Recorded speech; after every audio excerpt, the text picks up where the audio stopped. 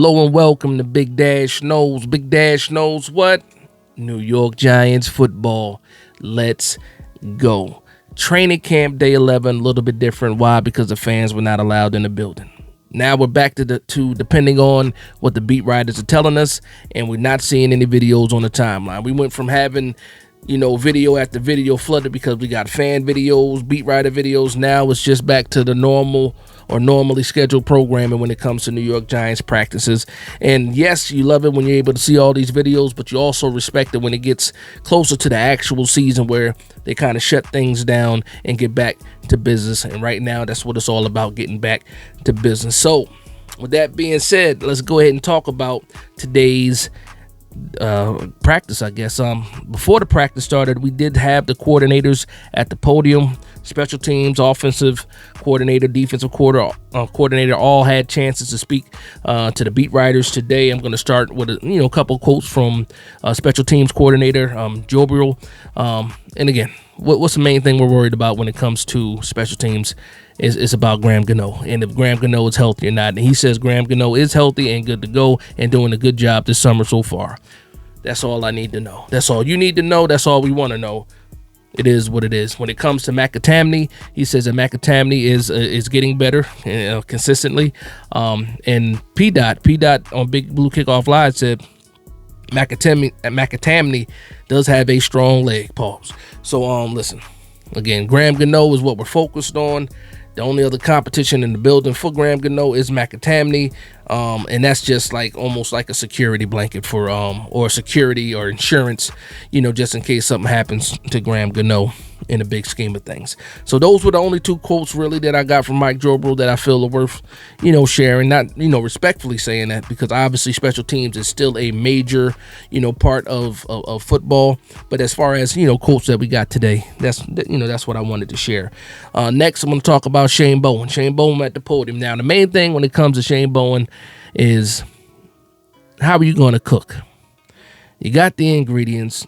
The names on the paper for the roster look good. What are you going to do with them? And one of the things he did say was he has to be good at getting all of his impact players on the field at once. Now, you can tell that he either reads or he's listening to what the fan base is saying, or our concerns when it comes to this defense, and our concerns when it comes to him and his play calling ability and having a scheme ready for this team, for this defense, I should say.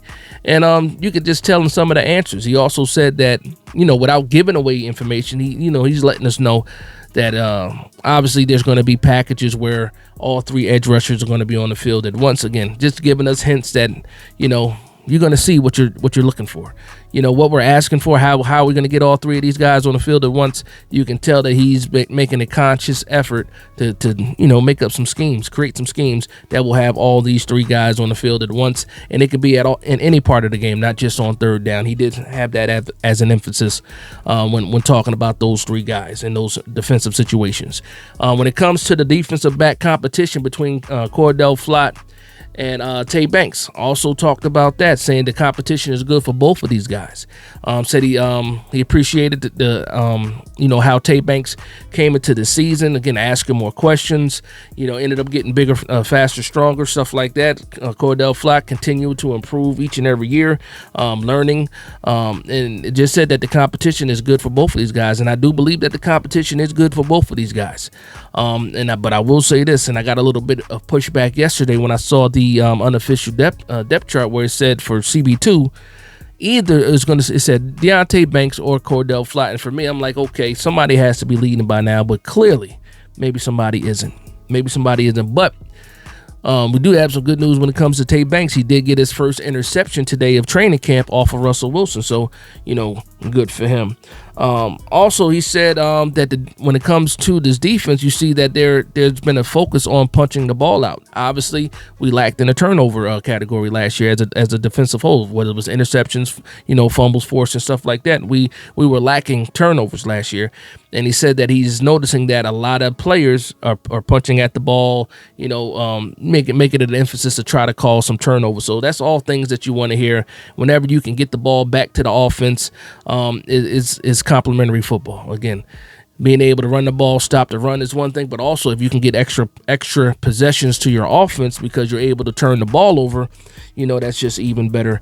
And he did say also that Tibbs looks like he's the most confident he's been, focusing on his pass rushing craft, and it shows up. It shows up in these practices. So all good things that he said. To say high praise about Carter, Burns, and those guys like that in the edge room. And for me, we know what it is when it comes to this defense. We know what's going on. We see the names on paper. We just want to know, can you get the job done, Shane Bowen? That's it. Can you get the job done? And if you can do what we think you can do or should be able to do with these names on paper, you ain't got nothing to worry about. You ain't got to worry about no bad people, no people talking badly about you. You ain't got to worry about people being nervous or wondering if you can do the job or not. You got the ingredients. It's time to cook. Mike Kafka, last guy I want to talk about. Mike Kafka, offensive coordinator, also at the podium today. One of the first things he talked about or was asked about was Evan Neal, and he said that Evan Neal was doing a good job. That's pretty much been the reports from camp, even though today there was one report about Abdul Carter just absolutely, just beating him on a play to get to the quarterback. They had to blow the play dead. That's how fast he got to Russell Wilson. And listen, it is what it is. Abdul Carter has shown us day in and day out in training camp alone, in these first 11 days of training camp, that he is a force to be reckoned with. Outside of that, he did say that Evan Neal is doing good with the communication on the offensive line and also doing a good job with some double teams. So happy to hear that. When he talked about Dart, he says Dart is right on schedule. He says that he wants to see Dart playing with some confidence and being decisive. So I'm assuming that's what he means, or he's talking about preseason. And again, when it comes to these preseason snaps, and I talked about in the previous video yesterday about playing the starters and who I want to see. I want to see a lot of Jackson Dart in the preseason. Like, even if you bypass Jameis Winston and put Jackson Dart in there, we know what Jameis Winston is. We know what Russell Wilson is as well, but I want to see Russell Wilson, operating behind this offensive line, live before, week one. But after that, I want to see a lot of Jackson Dart in this preseason. It's all about development. A lot of people are pushing for him to start at some part of the season. And for right now, to me, preseason is his best bet to get some playing time in 2025. So hopefully we see a lot of Jackson Dart, in the preseason. Also, he talked about Russell Wilson and, again, the leadership that what Russell Wilson brings and how his leadership is actually, bringing the best out of other veterans on the team. So you're seeing not just Russell Wilson and his leadership, you're seeing a lot of other vets, stepping up their game when it comes to leading some of these younger players. So that's the whole Russell Wilson effect. Again, we already know it's not the Russ of old. I keep saying this, but he has had a positive impact on this team and actually on the other leaders. You're seeing other guys step up because of how vocal Russ has been. A lot of other players are also being more vocal, and that's what good leadership is all about. Now let's get into some of these practice notes. Not a lot of practice notes, just some of these practice notes. Not going to be a long video. Keep hearing that defense won today. Obviously, heard about a couple of guys that left the field early. James Hudson left early. Malik Neighbors left early. I saw a report of, Brian Burns limping around a little bit during the one-on-one part, but haven't heard anything bad after that. Malik Neighbors also let it be known after practice when he was at the podium that him leaving early was just part of the plan, load management, making sure that they take care of his toe issue.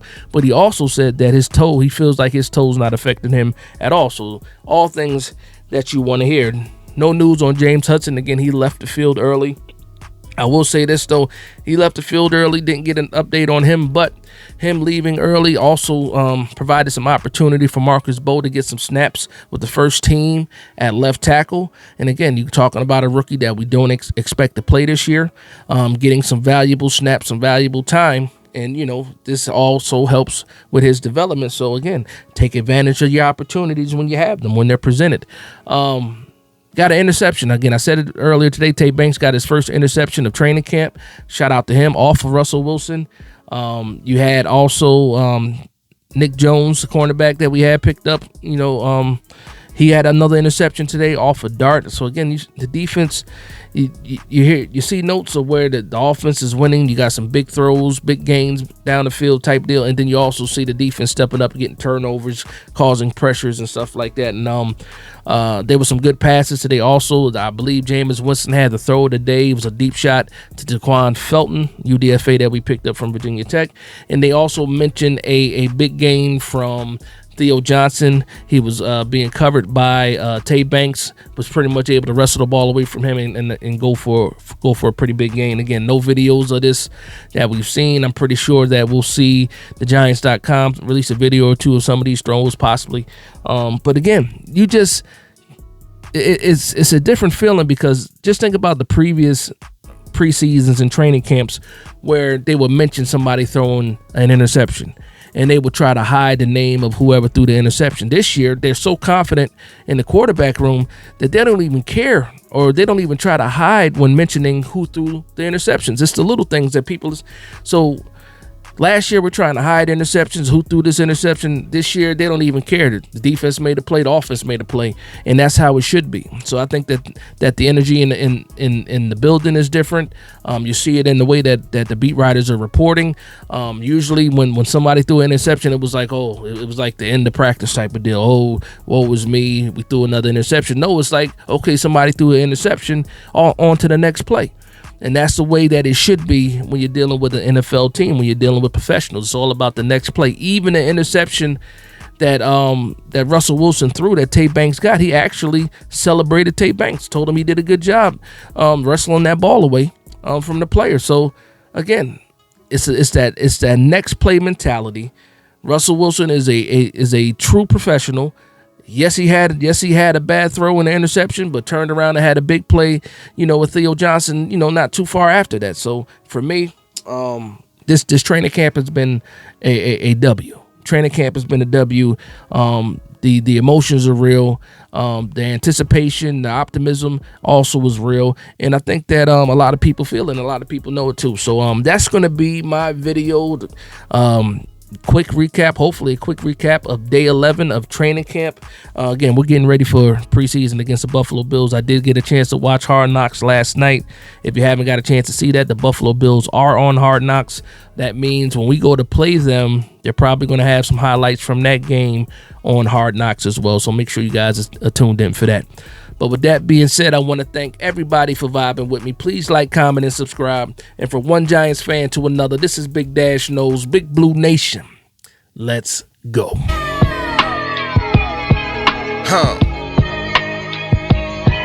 Yeah.